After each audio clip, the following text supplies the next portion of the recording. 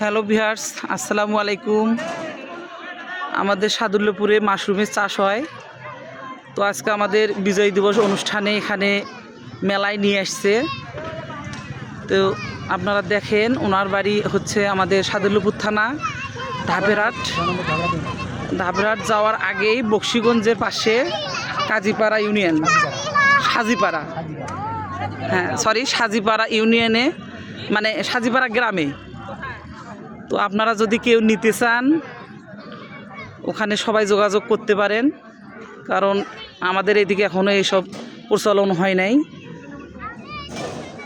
দেখেন অনেক ধরনের উনি নিজেই চাষ করেন। আরও প্যাকেট আছে, একবারে রেডি প্যাকেট।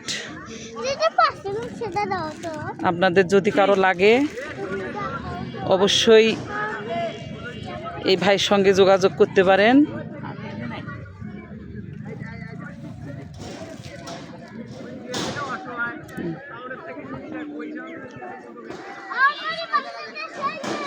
সবাই ভালো থাকবেন। আল্লাহ হাফেজ।